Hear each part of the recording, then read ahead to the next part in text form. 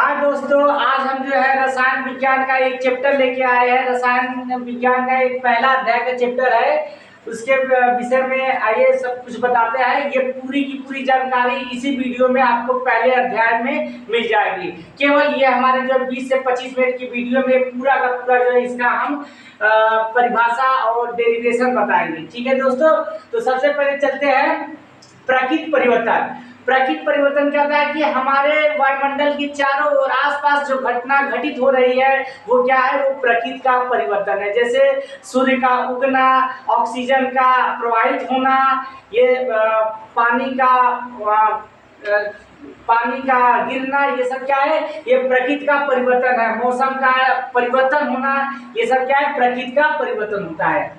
तो प्रकृति के परिवर्तन में कितने भाग होते हैं, इसको दो भागों में बांटा गया है। एक है भौतिक परिवर्तन, दूसरा क्या है, रासायनिक परिवर्तन। तो भौतिक परिवर्तन क्या होता है, भौतिक परिवर्तन वे परिवर्तन होते हैं जिसमें कोई नए पदार्थ का निर्माण नहीं होता है, उसे क्या कहते हैं, भौतिक परिवर्तन। और रासायनिक परिवर्तन किसे कहते हैं, रासायनिक परिवर्तन वे परिवर्तन जिसमें कोई नया पदार्थ का निर्माण होता है, उसे क्या कहते हैं, रासायनिक परिवर्तन। तो भौतिक परिवर्तन किसे कहते हैं, भौतिक परिवर्तन वे परिवर्तन होते हैं, भौतिक परिवर्तन वे परिवर्तन होते हैं जिसमें नए पदार्थ का निर्माण बिल्कुल नहीं होता, उसे क्या कहते हैं, भौतिक परिवर्तन कहते हैं। जैसे एग्जाम्पल लीजिए, जैसे हम एग्जाम्पल आप लोग को बता रहे हैं, जैसे चीनी या नमक का, चीनी या नमक का जल में घुलना, जल में क्या होना, घुलना। इसमें दोस्तों कोई नया पदार्थ बन ही नहीं रहा, चाहे चीनी हो चाहे नमक हो, अगर जल में घुलेगा तो कोई नया पदार्थ बनेगा, बिल्कुल नहीं बनेगा। और बल्ब का प्रकाशित होना, बल्ब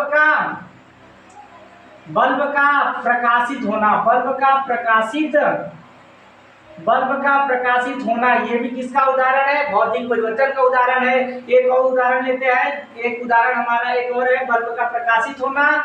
और एक हमारा क्या है, मोमबत्ती का जलना, मोमबत्ती का जलना, ये भी क्या है, हमारा भौतिक परिवर्तन। जी दोस्तों, अब देखते हैं रासायनिक परिवर्तन क्या होता है। रासायनिक परिवर्तन वे परिवर्तन होता है जिसमें कोई नया पदार्थ का निर्माण हो। जैसे एग्जाम्पल में, जैसे दूध से दही का बनना, दूध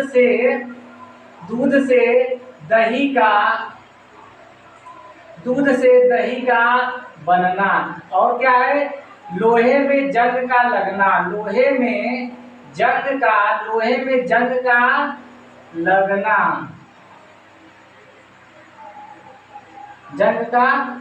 और क्या है, कागज या लकड़ी का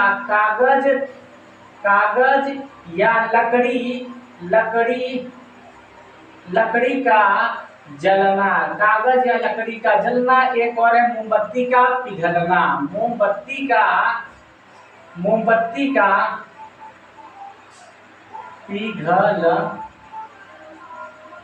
पिघलना।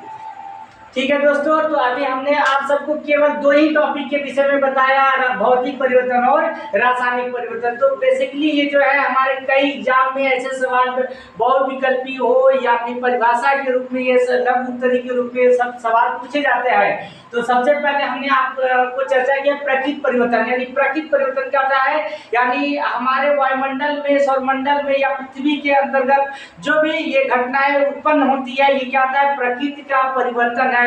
जैसे बारिश का होना, मौसम का परिवर्तित होना, सूर्य का चमकना, चांद का चमकना, ये सब क्या है, ये सब हमारे भौतिक परिवर्तन है। भौतिक परिवर्तन ये क्या है, प्राकृतिक परिवर्तन। और प्राकृतिक परिवर्तन को दो भागों में बांटा गया है।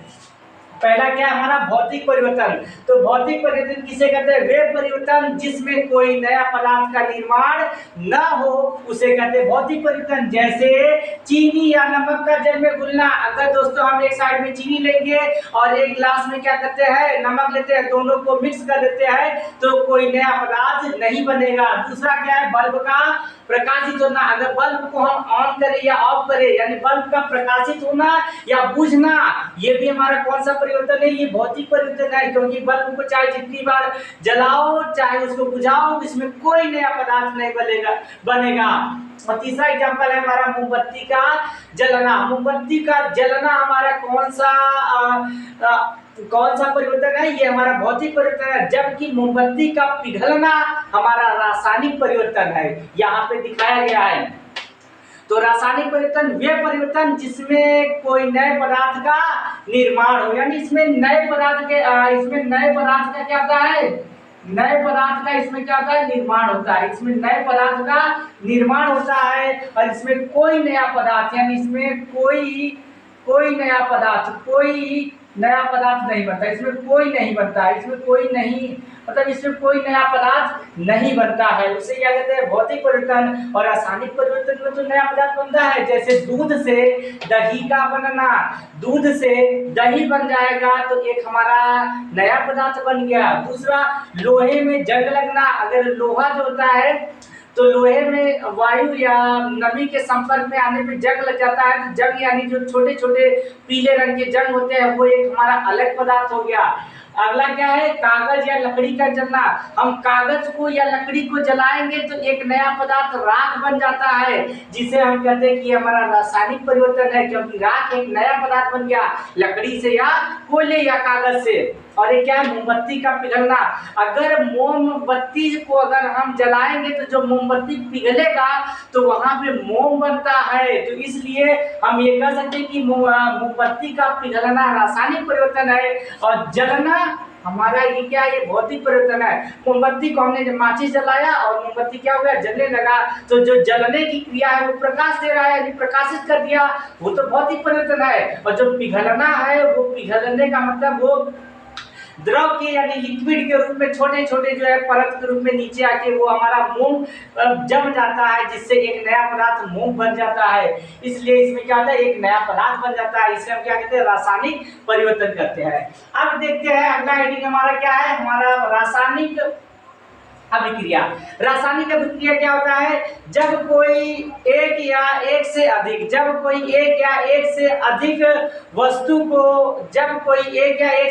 वस्तु को मिलाया जाता है तो एक नया पदार्थ बनता है, जिसे हम क्या कहते हैं, जिसे हम रासायनिक अभिक्रिया कहते हैं, जिसे रासायनिक अभिक्रिया कहते हैं। तो रासायनिक अभिक्रिया में जब कोई एक या एक से अधिक पदार्थ को आपस में सहयोग किया जाता है, मिलाया जाता है, तो एक नया पदार्थ बन जाता है। क्या आता है, एक नया पदार्थ बन जाता है। दो या दो से अधिक भी कह सकते हैं, दो या दो से अधिक पदार्थ को क्या किया जाता है, पदार्थ को मिलाया जाता है तो एक नया पदार्थ बनता है, जिसे हम क्या कहते हैं, जिसे हम रासायनिक अभिक्रिया कहते हैं। तो रासायनिक अभिक्रिया के कितने भाग है, रासायनिक अभिक्रिया के केवल 4 भाग है। रासायनिक अभिक्रिया के 4 भाग है, संयोजन अभिक्रिया, वियोजन अभिक्रिया, विस्थापन और द्विविस्थापन। अब देखते हैं कि ये संयोजन क्या होता है। संयोजन यानी जब दो या दो से अधिक धातु तत्व को आपस में जोड़ा जाता है तो एक नया पदार्थ बनता है, जिसे हम कहते हैं संयोजन अभिक्रिया। तो संयोजन अभिक्रिया में दो से अधिक तत्व या पदार्थ को लेंगे तो एक नया पदार्थ बनता है, जिसे कहते हैं संयोजन। तो संयोजन और रासायनिक लगभग जो है कुछ चीजें सेम है। अब वियोजन क्या होता है, वियोजन जो होता है, वियोजन वे अभिक्रिया जिसमें एकल पदार्थ को वियोजित करके दो या दो से अधिक भागों में तोड़ देते हैं, उसे कहते हैं वियोजन अभिक्रिया। अब ध्यान से देखो तो वियोजन जो है संयोजन के जस्ट क्या है, विपरीत है। तो वियोजन अभिक्रिया संयोजन अभिक्रिया के क्या होता है, विपरीत होता है। ठीक है दोस्तों, तो संयोजन में क्या होता है कि दो या दो से अधिक पदार्थ को आपस में मिलाते हैं तो एक इसमें भी क्या होता है, एक इसमें नया पदार्थ बनता है, यानी हम ये कह सकते हैं कि इसमें एकल पदार्थ बनता है। क्या बनता है, एकल पदार्थ बनता है, जिसे हम संयोजन कहते हैं। तो संयोजन में इतना ध्यान रखना है कि दो या दो से अधिक पदार्थ को लेंगे, दो या तीन पदार्थ ले लिए, लेकिन इसमें जो प्राप्त होगा, हमारा उत्पाद जो प्राप्त होगा उसमें केवल एकल ही बनेगा, यानी केवल एक पदार्थ बनेगा। इसलिए इसे क्या कहते हैं, संयोजन अभिक्रिया। और वियोजन अभिक्रिया क्या था, वियोजन इसी का जस्ट विपरीत होता है, यानी वियोजन इसमें केवल एकल पदार्थ रहेगा, केवल एकल क्या रहेगा, एकल पदार्थ को क्या होता है, दो या दो से अधिक भागों में क्या करता है, वियोजित हो जाता है, यानी टूट जाता है, जिसे हम वियोजन अभिक्रिया कहते हैं। ठीक है दोस्तों, तो ये हो गया संयोजन और ये क्या हो गया, वियोजन। अब चलते हैं विस्थापन। क्या है, विस्थापन का मतलब होता है विस्थापित होना, यानी एक तत्व दूसरे तत्व से क्या हो जाता है, विस्थापित हो जाता है। ठीक है दोस्तों, तो विस्थापन अभिक्रिया किसे कहते हैं, यानी वह अभिक्रिया जिसमें एक तत्व दूसरे तत्व से कम क्रियाशील होने पर क्या होते हैं, विस्थापित हो जाते हैं। यानी एक तत्व दूसरे तत्व से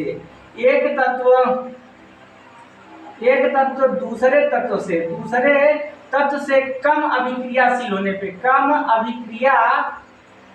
अभिक्रियाशील होने पर क्या होते हैं, अभिक्रियाशील होने पर वियोजित हो जाते हैं, जिसे हम विस्थापन अभिक्रिया कहते हैं। क्या कहते हैं, जिसे हम विस्थापित हो जाते हैं, विस्थापित होते हैं, उसे हम विस्थापन अभिक्रिया कहते हैं। अब द्विविस्थापन क्या है, द्विविस्थापन वे अभिक्रिया जिसमें दो अलग अलग परमाणु क्या होता है, एक द्विविस्थापन यानी वे अभिक्रिया जिसमें दो अलग अलग परमाणु क्या होते हैं, आपस में मिलते हैं, उससे हम क्या कहते हैं, द्विविस्थापन। द्विविस्थापन में दो अलग अलग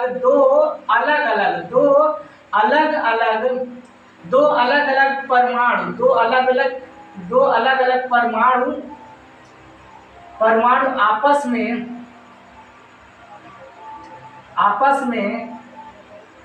आपस में मिलते हैं, उसे क्या कहते हैं, उसे हम द्विविस्थापन अभिक्रिया कहते हैं। तो दोस्तों ये हमारा रासायनिक अभिक्रिया के चार भाग हो गए, जो आसान तरीकों से हमने बता दिया। सबसे पहले रासायनिक अभिक्रिया किसे कहते हैं, रासायनिक अभिक्रिया यानी वह अभिक्रिया जिसमें दो या दो से अधिक पदार्थ को संयोग करने पर एक नया पदार्थ बन जाता है, उसे क्या कहते हैं, रासायनिक अभिक्रिया कहते हैं। रासायनिक अभिक्रिया के कितने भाग हैं दोस्तों, चार भाग है। पहला क्या है, संयोजन, दूसरा वियोजन, विस्थापन और द्विविस्थापन। तो यहाँ पे देखते हैं संयोजन अभिक्रिया किसे कहते हैं। संयोजन का मतलब होता है मिलना या जुड़ना। तो जब दो या दो से अधिक पदार्थ आपस में मिलते हैं तो एकल नया पदार्थ बनता है, जिसे हम कहते हैं संयोजन अभिक्रिया कहते हैं।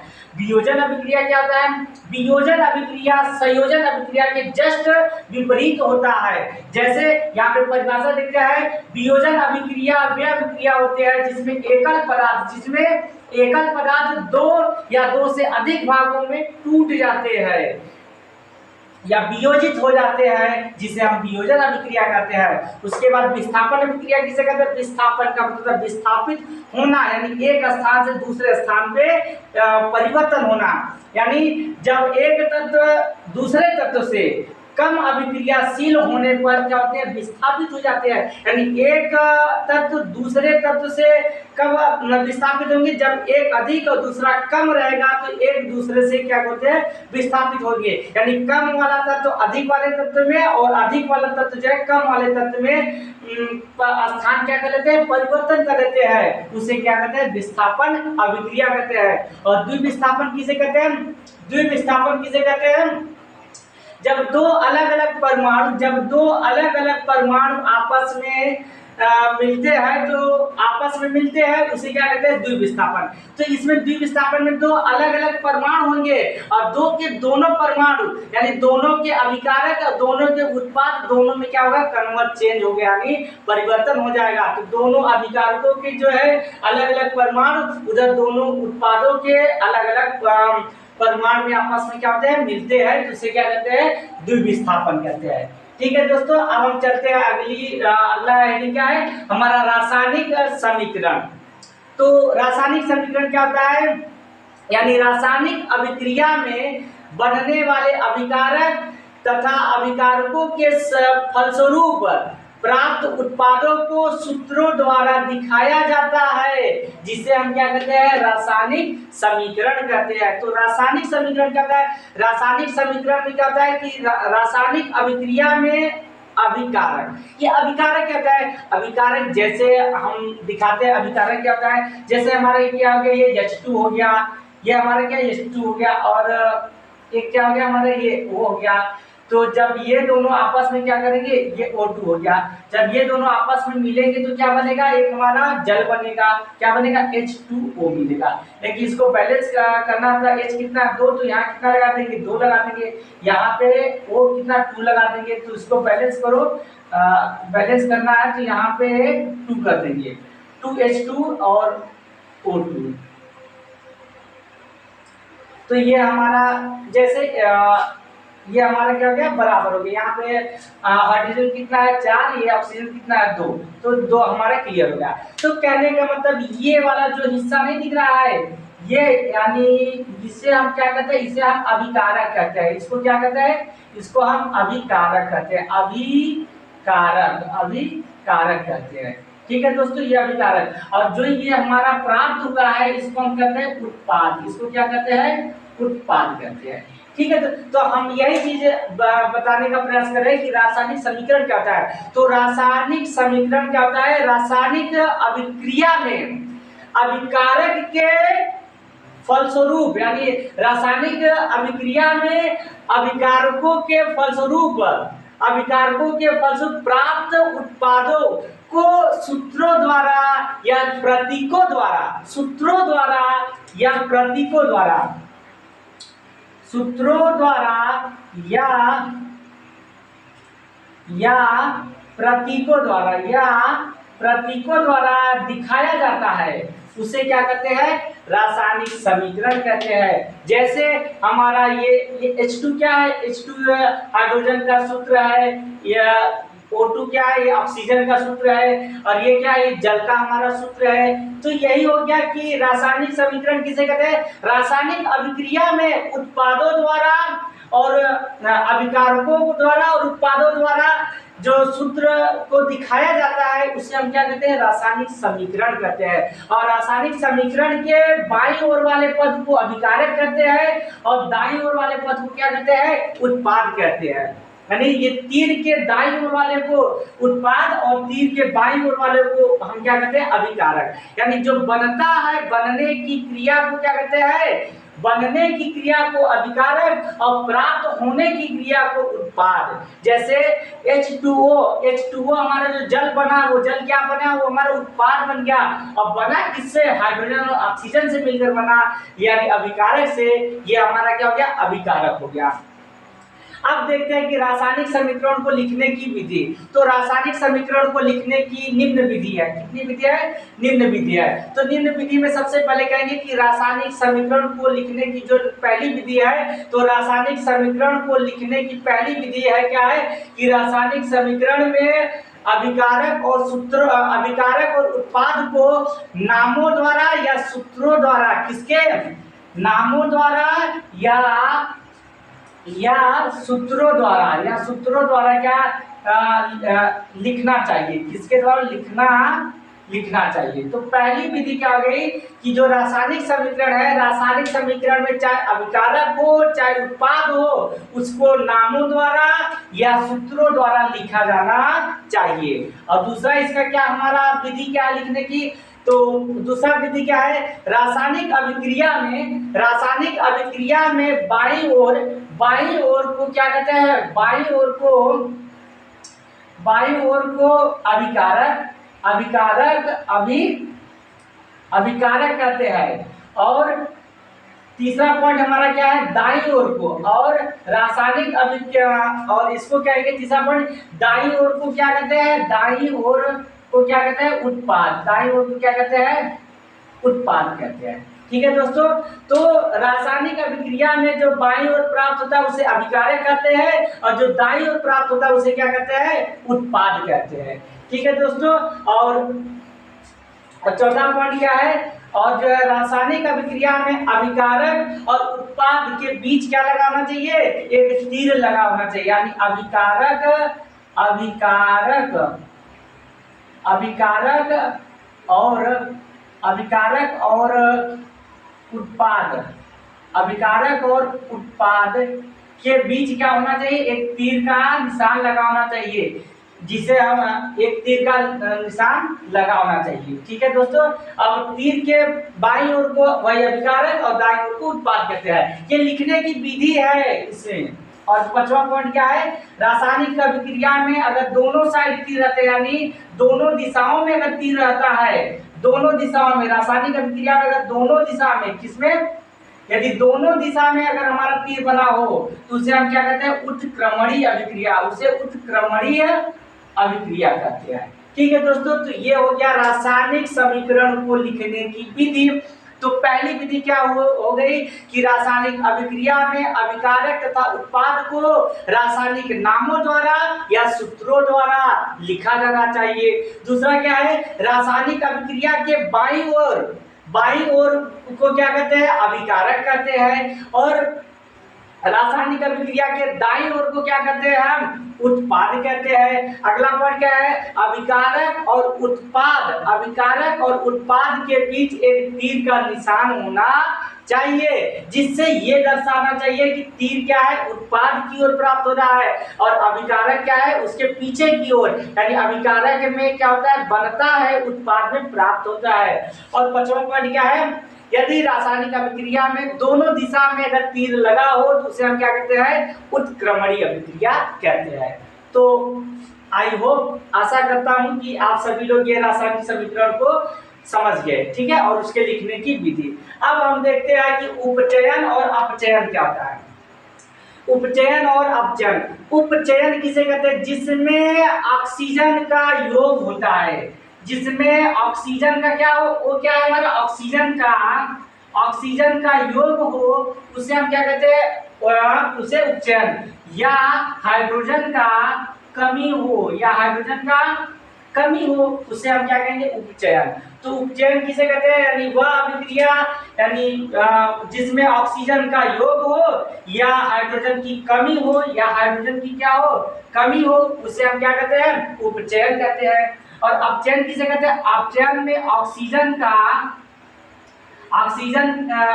की कमी, या फिर कह सकते हैं कि हाइड्रोजन का योग हो, उसे हम क्या कहते हैं, अपचयन कहते हैं। अब अगला हेडिंग ये कहते हैं ऊष्माक्षेपीय अभिक्रिया क्या होता है और ऊष्माशोषी क्या होता है। ऊष्माक्षेपीय में क्या होता है, ऊष्मा प्राप्त होती है, यानी वे अभिक्रिया जिनके फलस्वरूप ऊष्मा प्राप्त हो, वे अभिक्रिया जिनके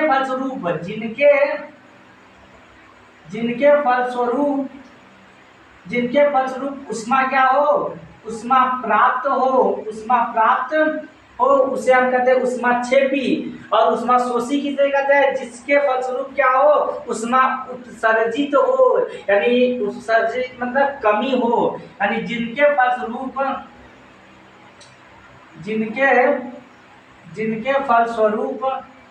फलस्वरूप ऊष्मा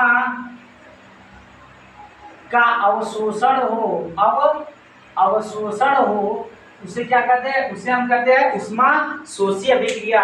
तो देखते हैं कि उपचयन और अपचयन में क्या अंतर है, या परिभाषा देते हैं। तो उपचयन क्या था, उपचयन में ऑक्सीजन का योग होता है या फिर हाइड्रोजन की कमी होती है, उसे हम क्या कहते हैं, उपचयन कहते हैं। अपचयन क्या होता है, अपचयन यानी इस रासायनिक अभिक्रिया में ऑक्सीजन की कमी होती है या हाइड्रोजन का योग होता है, उसे हम अपचयन कहते हैं। तो उपचयन के विपरीत कौन है, अपचयन, या अपचयन के विपरीत कौन है, उपचयन है। ये दोनों एक दूसरे के विपरीत है। उसी प्रकार से ऊष्माक्षेपीय अभिक्रिया क्या होता है, ऊष्माक्षेपीय अभिक्रिया वे अभिक्रिया जिनके फलस्वरूप ऊष्मा क्या हो, प्राप्त हो, उसे हम कहते हैं ऊष्माक्षेपी। जैसे श्वसन का लेना, जिससे कोई भी मनुष्य जीव या प्राणी अगर सांस लेता है तो सांस लेने की क्रिया को क्या कहते हैं, श्वसन कहते हैं। श्वसन हमारा कौन सा अभिक्रिया है, ये हमारा ऊष्माक्षेपी है। ऊष्माक्षेपी यानी इसमें ऊष्मा क्या होती है, उत्सर्जित होती है। इसमें क्या होते हैं, ऊष्मा उत्सर्जित होती है। और भोजन का पचना, ये भी क्या है, ये भी हमारा ऊष्मा का उष्मा का क्या है, ये उष्माक्षेपी का उदाहरण है। यानी उसमें भोजन क्या होता है, जैसे ही हम ये भोज्य पदार्थ को मुंह के अंदर लेते हैं तो ये हमारे कई भागों में टूट जाता है। तो ये जैसे ही पाचन होता है, पाचन होने के बाद क्या होता है, हमारे शरीर में एक ऊर्जा मिलती है। ऊर्जा एक प्रकार की उष्मा है, ऊर्जा एक प्रकार की उष्मा है जिससे हम कोई कार्य करने में सक्षम हो जाते हैं। तो इसलिए जो उष्मा प्राप्त हुआ उसे अभी हम कह सकते हैं कि यह क्या है, एक उष्माक्षेपी है। तो ये कह सकते हैं कि ये हमारा क्या है, उष्माक्षेपी किसे कहते हैं, जिनके फलस्वरूप उष्मा प्राप्त हो उसे उष्माक्षेपी अभिक्रिया कहते हैं। उष्माक्षेपी में श्वसन मतलब श्वसन का होना उष्माक्षेपी है, और भोजन का पचना जिससे हमें ऊर्जा मिले वो क्या है, हमारा उष्माक्षेपी है। अब उष्माशोषी क्या होता है, उष्माशोषी मतलब उष्मा का कमी होना, उष्मा का कम होना, यानी वे अभिक्रिया जिनके फलस्वरूप उष्मा क्या होती है, अवशोषण होता है। अवशोषण का मतलब कम होता है, उसे क्या कहते हैं, उष्माक्षेपी अभिक्रिया कहते हैं। ठीक है, अब देखते हैं संक्षारण एवं विकृत गंधिका क्या होती है। संक्षारण कहता है जब किसी धातु में नमी या फिर वायु के संपर्क में आते हैं तो वह धातु संक्षारित होने लगती है, जिसे संक्षारण कहते हैं। संक्षारण किसे कहते हैं, जब कोई धातु नमी और वायु के संपर्क में आती है तो वह संक्षारित होने लगती है, जिसे हम संक्षारण कहते हैं। संक्षारण का मतलब है जंग लगना यानी संक्षारित है। और जंग लगने का सबसे बड़ी दो ही विधि है, यानी जब भी कोई धातु में जंग लगेगा सबसे बड़ी विधि क्या होती है, या फिर वो वायु के संपर्क में होगा या फिर नमी के, किसमें, या फिर नमी या वायु, यही दोनों के संपर्क में रहेगा तभी हमारा क्या होगा, जंग लगेगा। और जंग लगने की क्रिया को संक्षारण कहते हैं। ठीक है दोस्तों, तो जंग लगने की क्रिया को संक्षारण कहते हैं, या फिर हम ये कह सकते हैं संक्षारण की परिभाषा, जब कोई धातु नमी या वायु के संपर्क में आती है तो वह संक्षारित होने लगती है, जिसे हम संक्षारण कहते हैं। जैसे लोहे में जंग लगना जो पीले पीले टाइप के लगते हैं, और चांदी में जंग लगना यानी चांदी के परत का जमना। चांदी में काले रंग का हमारा क्या होता है, परत जमता है, और तांबे में हरे रंग का, और तांबे का परत बनना या तांबे में हरे रंग का जमना। तो जो तांबा होता है तांबे में हरे रंग का जंग लगेगा, चांदी में काले रंग का, और जो हमारा आयरन होता है लोहे में पीले रंग का, हल्का पीले रंग का रहता है, उसे क्या कहते हैं, संक्षारण कहते हैं। और संक्षारण अब जैसे बताया कि जब भी लोहे में क्या होता है, जंग लगता है, उसका सबसे बड़ा रीजन क्या होता है कि कोई भी धातु लोहा जब भी नमी या वायु के संपर्क में आएगा तो वो क्या होता है, वो जंग लग जाता है। और जंग लगने की क्रिया को हम क्या कहते हैं, संक्षारण कहते हैं। एक यहाँ पे जंग का सूत्र है Fe2O3XH2O। ये जंग का क्या ये सूत्र है, ये जंग का क्या है, जंग का सूत्र है, और ये हमारा क्या है, जंग का सूत्र है। ठीक है दोस्तों, अब जंग को बचाने की विधि जो है, जंग को बचाने के लिए निम्न विधि है। सबसे पहली विधि हम अपना सकते हैं कि जंग को कैसे बचाया, लोहे को संक्षारित होने के लिए कैसे बचाया जा सकता है, यानी जंग लगने से कैसे बचाया जा सकता है। सबसे पहले तेल लगाकर या ग्रीस लगाकर, किसी भी धातु में अगर तेल या ग्रीस लगा देंगे तो हमारा जंग लगने से बच जाता है। तेल या ग्रीस लगाने से वो संक्षारित होने से बच जाता है। या फिर कर सकते हैं कि वायु या नमी के संपर्क में आने से हम उसको क्या करते हैं, रोकते हैं। अगर नमी या वायु के संपर्क में आने से रोकते हैं तो हमारा धातु संक्षारित होने से बच जाता है। ठीक है दोस्तों, अब देखते हैं हम विकृत गंधिका क्या होता है। विकृत गंधिका क्या होता है, जब कोई वह प्रक्रिया कह सकते कि वह प्रक्रिया जो वसायुक्त सामग्री हो, जो वसायुक्त सामग्री खराब होने लगती है जिससे उसका स्वाद और गंध बदल जाता है, उसे विकृत गंधिका कहते हैं। तो विकृत गंधिका वह प्रक्रिया है जो जिसके फलस्वरूप जो है वसायुक्त जो है सामग्री खाद्य पदार्थ नष्ट होने लगती है, खराब होने लगती है, और जिसके फलस्वरूप हम उसका स्वाद और स्वाद और गंध बदल जाता है, उसे कहते हैं विकृत गंधिका। तो सिंपल बोल सकते हैं, यानी वह प्रक्रिया जो खाद्य युक्त हो, यानी वसा युक्त हो या खाने योग्य हो, जिससे कि उसका स्वाद और गंध बदल जाए, उसे क्या कहते हैं, विकृत गंधिका कहते हैं। तो विकृत गंधिका यानी वह प्रक्रिया होती है जो वसा युक्त है, जो वसा युक्त जो क्या हो, वसा युक्त सामग्री